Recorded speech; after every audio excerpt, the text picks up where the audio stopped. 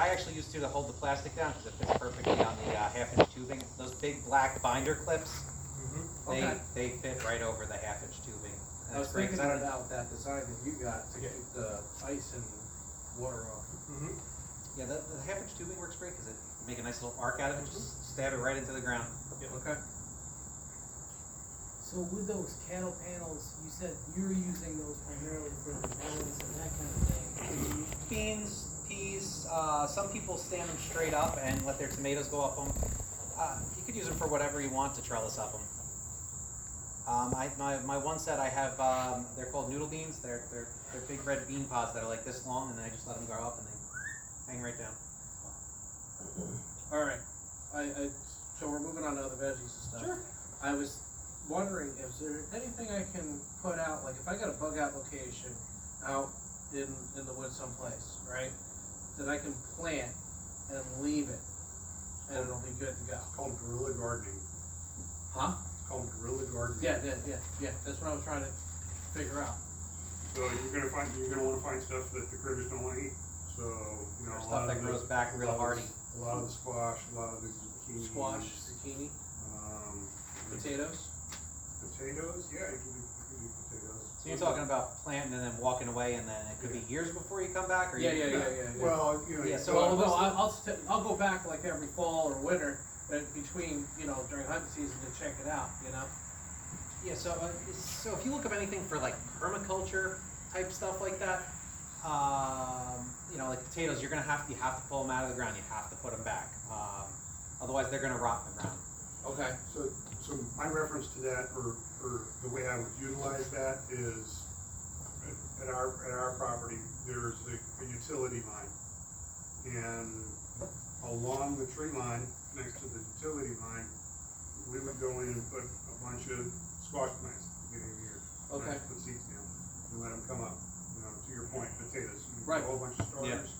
You go in, you plant them, and then periodically you come through, and harvest what you can.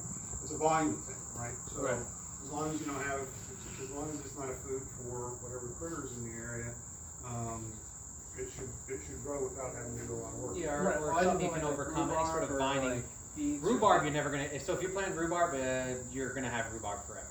Right. Once it's established, good luck getting rid of it. Yeah. Okay. Didn't you say chives are the same way? Chives are, they're invasive. Well, yeah, right. And like horseradish. That's a little. You know. Yeah, I mean, Yeah, any sort of root horseradish. vegetable, but if you're looking at something like you were saying, any sort of gourd that you can eat, given like zucchini and stuff, once they get too big, they're, me and my wife laugh all the time. I see a bear, we see pictures of a bear, and he pulls out these giant zucchini. We're like, how? Why? They're not. When they get too big, they're edible, but they're not. Tasty. Yeah, same thing with eggplants. Close. Yeah. Acorn squash. Honestly, I didn't even plant it this year. I ended up getting 10 of them because they grew out of my compost pile, and I just let them go. I did nothing with them, and I had 3-pound acorn squash all down a vine that I didn't water it. I didn't plant it. I said, you know what? Let's see what. I didn't even know what it was. Well, that's what I'm trying to figure out, something I can just leave out there and it'll just do its thing, grow. Any sort of edible gourd. and So any sort of winter type squash that's going to have a thicker skin that then- once they develop, the animals aren't really going to want to eat at them. Like zucchini at the beginning, they may nibble at them, but when they're bigger, but any sort of yellow type of summer squash, you got to pick them frequently. Fruiting trees. We started a couple apple trees. So if you like berries, berries are good too because they don't have to do anything with them once they're established. There are ways to prune those trees and create additional starters. So you can take a limb and put it in a rooting solution for a specific period of time, and it'll start to develop a root ball. You just stick that in the ground for your next apple tree and spinning of money. You do that with all the fruit trees. You can do that with any kind of tree growth. That's So right. You can try a lot of local black walnuts growing, and try and look for say you've got a lot of black walnuts or some small levels. Those trees are doing well in your region, so it's not hard for you to. Well, I went to with get them started. Honeycrisp and Red Delicious. There's quite a few plants that are native to here. So I have elderberry. It's like a weed. It grows. I planted 2 this year. They get about 10 by 10. So the season, well, I literally just planted them. They were at the beginning of the season this big. They're already this tall. I didn't get a ton of berries this year because it's their first year. But that's something you could just let go. And yeah, the deers will get some of it, but they put out so much fruit and they're so virile. They're going to keep growing no matter what happens to them. And So 5 years ago, next to my garden, the birds planted elderberry, and I didn't realize what it was. I just kind of let it come up, and then the first or the second year it put on fruit, and I knew what it was. 2 days ago, I went out and filled a 5-gallon bucket with elderberries. I'm gonna make elderberry syrup on Sunday. yeah, and they do well up here. I mean, they're native. There's nothing that the only competition I have for it is the birds. Birds love it. So once the fruit's ready, it'll go pretty quickly. But You can throw a net over it if you catch it early enough. Once they start setting, it'll help. My raspberries. Last year I didn't get any raspberries because the birds beat me to it. You get that cheap netting, and just flop it over it. Raspberries, they're hard to get rid of too. I planted 2 little shoots last year, and now they're just working their way through all my beds that I didn't want them in. Well, we're kind of trying to landscape with raspberries. Okay, well, I mean, yeah, so that's another great one that'll just keep multiplying and producing for you. Blueberries, another great one. blackberries, we do the same thing. Something I want to eventually get. It's just hard to find them, even though they are a native plant. Pawpaw trees. I tried starting them from seed. I am not the greatest at any sort of tree. I'll get it eventually because they're expensive.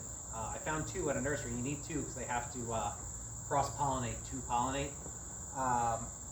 They were $120 a piece for these little yearlings, and I walked away because I wasn't going to spend that much money on 2 trees that might die if I don't treat them right, and they don't do well with sun at the beginning. They thrive in full sun once they're big enough, but when they're small, you got to put shade. You have to baby them until they're ready. Mulberry is another one that you can find around here that looks really good. You put on a lot of food. If you Google like permaculture, there's a lot of different people who do stuff on stuff that comes back every year. That's just permaculture, though. You can get the weeds permaculture and Yeah. heartbeat. Any thoughts? I've got an area in my garden that has wild morning glory coming up in it, and that stuff is just, I've been having a hell of a time getting rid of it. Yeah, and you will. Just don't let it get to seed, pull it. You don't have to dig the roots out. There's just some things that you're gonna just deal with until you die. Never plant mint in your garden. Mint, oregano. I only do mint in pots. Yeah. It'll keep coming back. It literally, as it falls over, it reroots and then grows a new plant. Oregano does the same thing. Chives the same thing. They're all invasive. Good luck getting rid of them. I've got, so my potatoes have started to get on the leaves. They're all, like the things are probably like bad colors now, but they've got like a lot of like brown spots on the leaves, and I'm not sure. Well, they're ready to lay over and die. Yeah, when they start dying, it's time to pull the potatoes. I usually plant them 2 weeks before the last frost of the year, and then whenever the plant starts to die, it's time to take them out of the ground. Oh, you plant them in the fall. I plant them in, I plant them in the spring. Oh. Yeah. So all my potatoes just within a week they were just beautiful and this big, and then just all the and we just harvest them off. We get out 2 5-gallon buckets of potatoes out of. I didn't do as many potatoes this year because, sweet potatoes I did. I haven't pulled them yet, but we just didn't eat them. And it's good to plant a couple so you have a couple seeds for the next year should you ever have to ramp up production. But potatoes are another one though. You're technically not supposed to plant them. You're supposed to rotate them every 3 years from location to location. Oh, really? Big problem with those is if you get a certain, I think it's fungus or virus in the soil, that soil's done forever. You never plant another potato there. So you want to move them from location to location. So plan 3 spots to plant your potatoes and move them every year. Don said, they're huge nitrogen feeders. So it's a good, after 1 year do potatoes there, the next year beans, because beans will nitrogen fix the soil. They drive nitrogen back into the dirt. Maybe not a ton, but not too many plants put something back into the soil. So like this year, all my beans, when they come out, that's where next year's garlic is going. Gotcha. So if you're doing garlic, it has to be done in the fall. You can do spring garlic, but you're gonna end up with one giant clove. Giant, and when I say giant, you're gonna end up with one big clove. The freezing process what actually triggers it to divide. I found there's tons of types of garlic, just like tomatoes, but there's two main groups, hardneck and softneck. Softneck varieties, they tend to be the ones you open up and you see that there's little cloves all the way to the center. Hardnecks have just a couple big cloves around the outside of a hard stem. I found I did planted both last year. I would suggest to do the same for your area. See which one does better. Because the softneck varieties this year sucked for me, and the hardneck varieties, I had big giant cloves come out of there. If you're going to grow these things, potatoes, garlic, learn how to cure them. It doesn't really take much, but you can't just pull them out of the ground and store them. You got to either hang them and let them dry out. Potatoes the same thing. When you got to lay them out, you got to let them dry. The skin's got to harden. And you don't want to clean them either. After they're dry and hardened, then yeah, you can brush the dirt off, but don't wash them. Garlic, onions are the same thing, and I may as well roll into onions. If you're starting from, and I would suggest, if you're going to grow onions, two ways to start them, either from seed or starts, not sets. Sets are the little round onions you find. Sets, they look like just, the onion stalk with the little roots, and they look dead. They're not. Onions are pretty hardy when it comes to regrowth. You basically could lay them on the ground, and if their roots touch the soil, they're going to work their way in and grow. Onions are biennials. So you want seeds, 2 years. So you're going to have to grow the onions second year, replant the onion, let it grow again. It's going to put up a big green stalk up the center, and it's going to have a flowering head, and that's where you're going to get your seeds from. No, the seeds, do you take them when it's flowering or wait for the flowering? No, any sort of flowering thing, you want to wait till the flower dies out, and then Because I have those two big huge ones in the greenhouse that I get. Yeah. Just done flowering. let it die, and then once you see it start to die, take it, hang it in your basement, let it dry out, and then get your seeds out of it. If you do the sets, you're going to get a second year onion. It's just because the onion thinks it's its second year in the ground.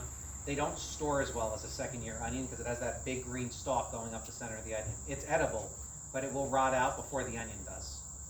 Most onions, when they die, as soon as you see the main stem flop over, that onion's done growing. Not every leaf, once the main stem folds, that onion's done growing for the year.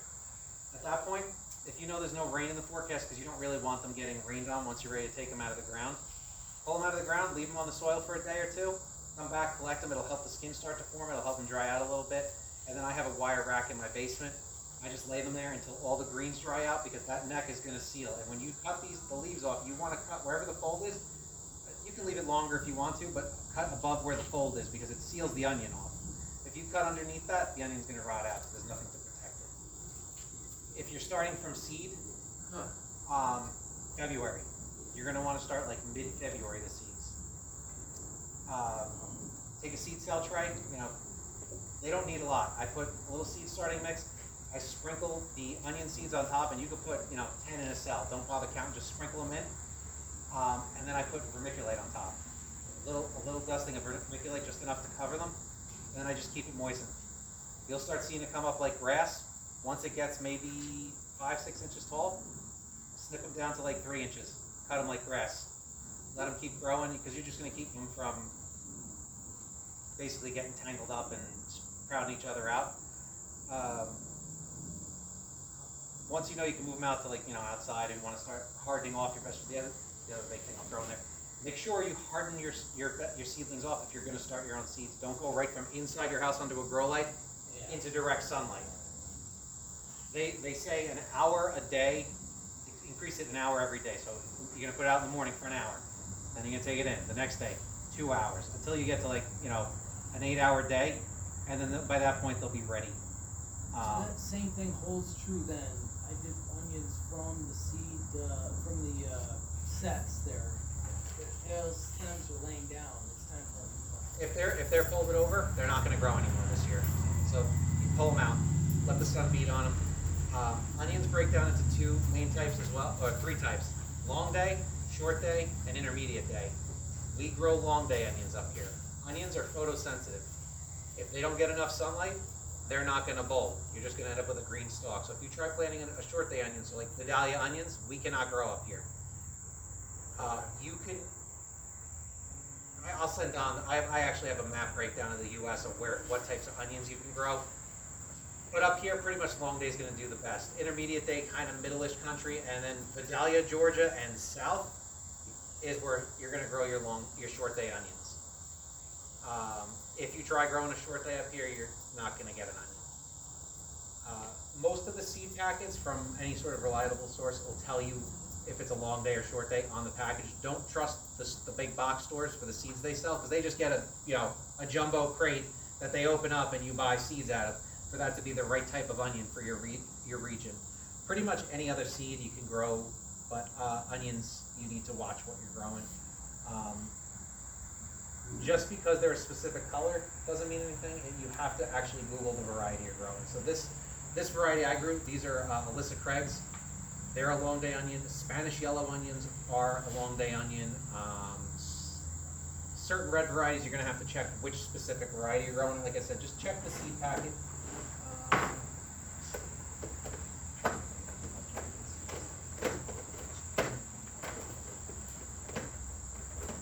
Kale is also frost hardy. I know you were asking what else you can grow this time of year. And where do you get your seeds from? So the two main sites I order from are migardener.com and rareseeds.com, which is Baker Creek. Baker Creek is a little more expensive, but they're a much bigger operation than MI Gardener. He's got his YouTube channel, much smaller business. They're $1 a seed packet. For Baker Creek, for the most part, they're $3 a month. But they tend to come in stock more often. Both great quality. I've had no problems with either of their seeds. The only thing nice about Baker Creek, you can set alerts if you're looking for a certain type of seed, because right now everything is out of stock. So if I'm looking for stuff, I check their site like every other day to see if what I'm looking for is in, because I had basil in my cart because no one seems to have basil in stock. I was like, I'll buy it tomorrow. It was out of stock. So you just can look around this bag. Right at the top, this one says it'll say long day onion. And typically down the sides of the pack, for both of these sites, they'll have information listed. Sprouts in 7 to 14 days, ideal temperatures, seed depth, spacing for plants, whatever's listed on the package, that goes in a circumference. So if it's these onions that I'm holding say 8-inch spacing, it's 4 inches to either side, not 8 inches off of each side. These onions, frost hardy. It'll say frost hardy yes or no. It tells you your minimum sun. It says 6 to 12, but expect that if you're at the lower end of sun exposure, you're going to get a smaller onion. If you go over the max, you might start having the same issues where the plants start to struggle. Most plants tend to top out at wanting 12 hours of sun. Most herbs can handle 6 hours and less. But yeah, onions are a very long season. Another big thing you want to look for on a packet, they don't all say it, but you can Google it for most of your things, which I'll have on my spreadsheet when I send it out, is days to maturity. So most onions are over 100 days from seed to harvest. So a lot of these things you need to start early enough in the year. So don't, anything that says it's an annual, you got to replant it every year, or don't go by the grow zones when it's an annual. Anything you plant that fits inside of our our frost dates, you can grow. It only matters when it's something that, like a perennial that comes back every single year, if it fits in our grow zone, because if it gets too cold, it's just not going to survive the winter. If you don't, fig trees, they make hardy fig trees that grow up here. That you can plant and you don't have to protect. But there's some fig trees that don't fall into our grow zone. You plant them, they get hit hard over the winter, they're not coming back the next year. What else on onions? Load the soil with nitrogen. The more greens they have, the more layers they're forming. Later in the season, if you want to put something down high in phosphorus, which typically tends to be a bone meal or something like that, it'll help with root development. Onion, yeah, it's a root vegetable, but they need lots of nitrogen, especially early on. I even halfway through the season throw a little bit more blood meal through the soil just to help keep the growth. You can actually, the greens on the onions, you can actually chop them down, shorten the onions, stay off the main stem, make sure there's still plenty, but when they get tall, you can actually shorten them to help the onion, if you wanna get a bigger onion. It'll prevent it from falling down, because like I said, once the stem folds, it tells the plant to stop growing. So if you do stuff to prevent that, it'll grow a bigger onion. Any other questions?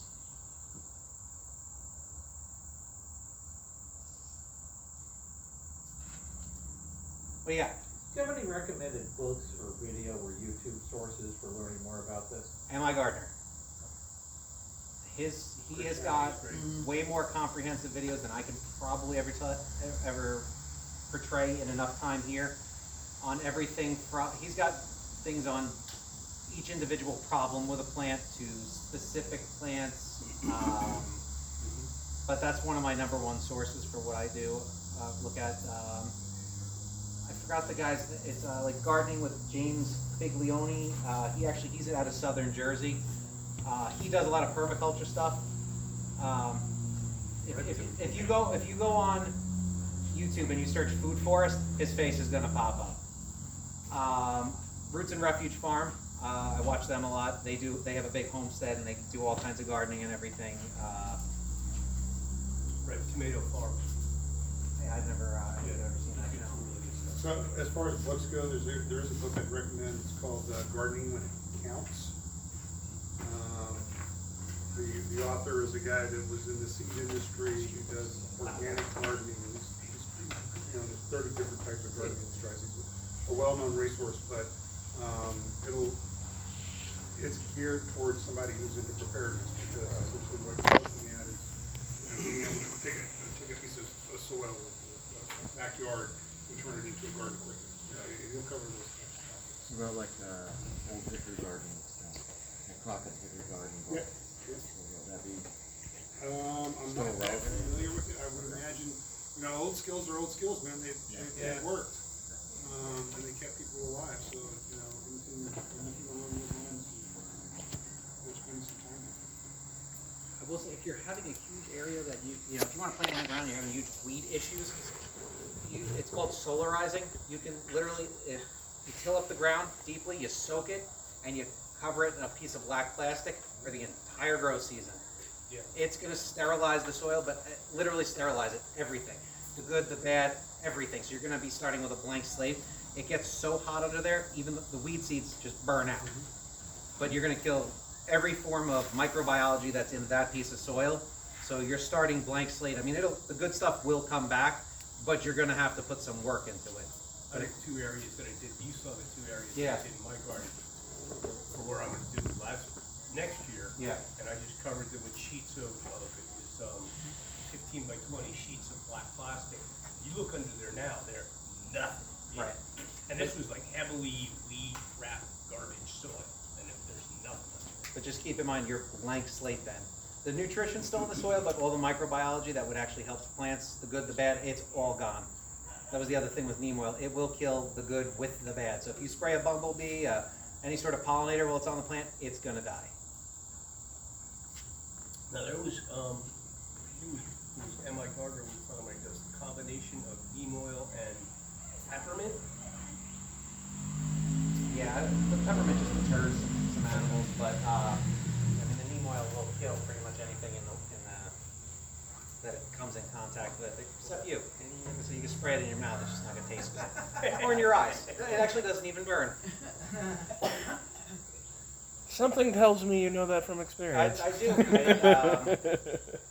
I had the sprayer in my hand. I have one of those little pump sprayers, and the handle got caught on my pocket, and I was like, struggling with it, and all of a sudden it turned towards my face, and I got a whole face full of neem oil.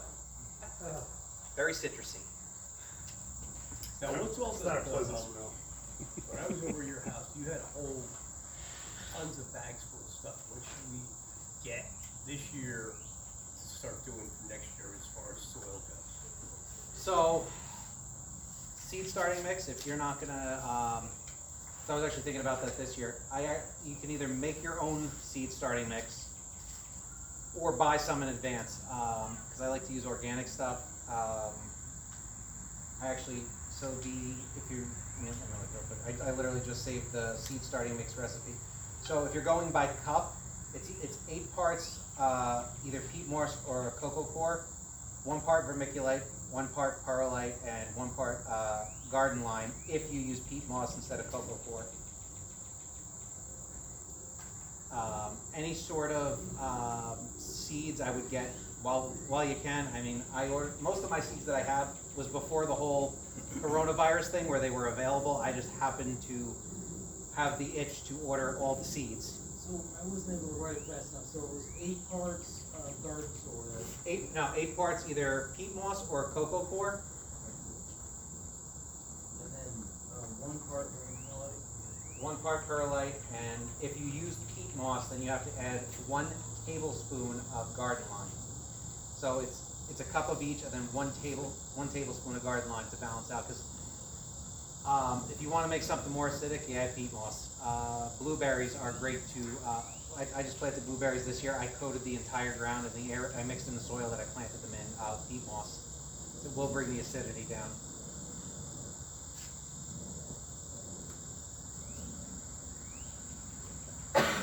What else you got?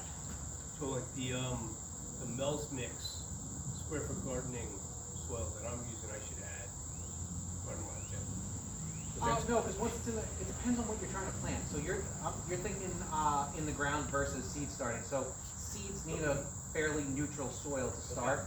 Also, while seed starting, some seeds need heat. So if you don't have heat mats, pick up a couple heat mats. Even heat blankets work. The heat mats are nice though because they maintain their range. And I just buy whatever the cheapest ones I can find are. You don't need the ones with the fancy dials and temperature sets. Seed starting trays are good. I like to just get the plain, just the cell-less trays to put on top of everything. Eggplants need heat to start. Tomatoes need heat to start. Peppers. And don't get discouraged. Read the packages. If it says it takes 21 days to germinate, peppers are sons of bitches, and so's eggplants. I thought a lot of my eggplants this year weren't going to come up, and then all of a sudden, I just put them to the side, and I had seedlings like it was over a month later, but they decided to come up. So you may not be out of the woods yet. Some things you got to learn what takes longer, which is why I tell you keep a journal so you know how long some of the stuff took. For squash, like I've just kind of been doing it on and off the past few years, but I've kind of abandoned it. But I just started it up again now because it takes so much room, and Grow it vertically. I don't have like a big garden. Can you trellis it up? So you're talking like zucchini. Well, I kind of like the small pumpkin squash, the ones that I'm referring to in my, but like zucchini squash. Could you do that Yeah. too? Or So my zucchinis this year, I actually put just a 4-foot post on the main stem of it. I was tying it up the post, and then as it was going, I'd clip off all the bottom leaves. It basically looks like a little palm tree, and then the whole stem's exposed, and then you just let it keep growing up. okay. You can cut like 60% of the leaves off of a zucchini plant, and it'll just keep growing. The more you thin them, the better they do because the soil will you won't get all that powdery mildew, and it keeps the airflow. Airflow is a big thing with any of these plants. But yeah, you can trellis them. You can pretty much trellis anything that vines, whether it wants to or not. You may just have to train it and tie it to whatever said trellis that you have. Like zucchini is not meant to trellis, but you can. So as mine's winter squash, it's gonna get a little bigger. So I'm Which afraid is fine, that's like, gonna, it's so- gonna fall. It's not gonna fall off the. Before you get, I'm saying I have butternut squash. Okay. That's trellis, and their stems are stable enough that they don't need any support. It's something you can Google easily which ones need support.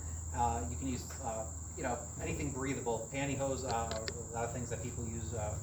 They're light, they breathe, and it'll support, and they'll stretch with the growth of the plant. I've even seen some people like with, because you tend to have a lot of problems with squash bugs on certain squash, they'll just stretch a pantyhose over the whole squash itself, and then the plant will just grow inside of it and the bugs can't get to it.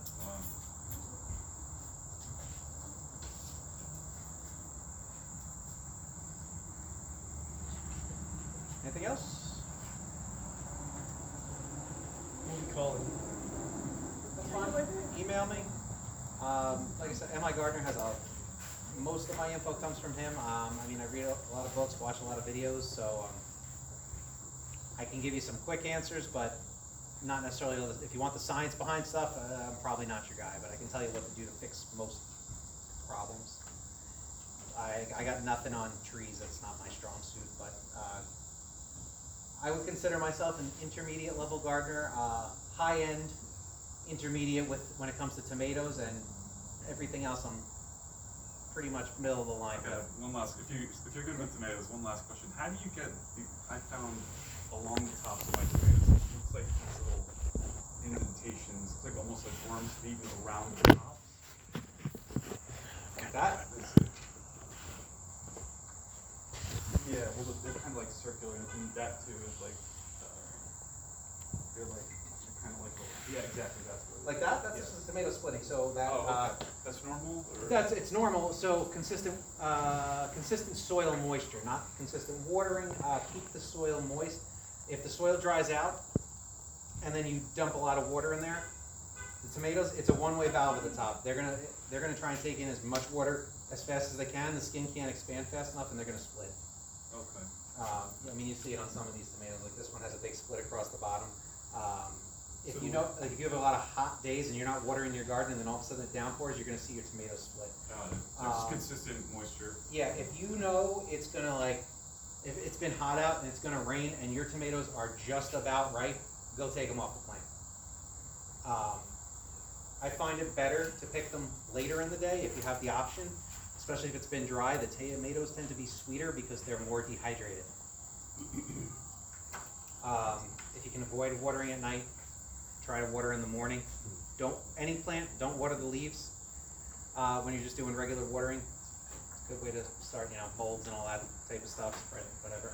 Unless you're like the Epsom salt thing, you can spray the leaves down. You want to do it early in the morning so the leaves have time to dry out, and don't ever water in the heat of day. Even if the plants are looking sad and you think they need water, let it go till the sun's past its hottest point, and then water them. You can actually damage them at that point, because some of the plants will just kind of wilt a little bit to defend themselves from the sun. And my gardener's got a whole video on leaf issues with tomato plants, but for the most part, if you see your leaves curling up, don't worry about it. They curl up for high wind, if it's too hot. Upward leaf curl on tomato plants is not a major issue that you have to worry about.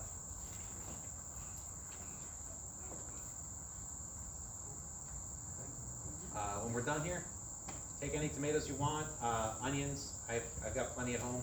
I brought the makings for tomato and cheese sandwiches if you want to help yourselves. These white tomatoes are actually ripe, they ripen white, so if you want to just take one home, feel free. All right, and shameless plug before I finish recording here. So I do my weekly garden tours, and my wife does videos and stuff with me on canning and stuff. YouTube channel is Garden of Eaton Farms. Could you spell it? Just as GARDENEATIN, exclamation point farms. Or not exclamation point, I'm sorry, asterisk, whatever, the little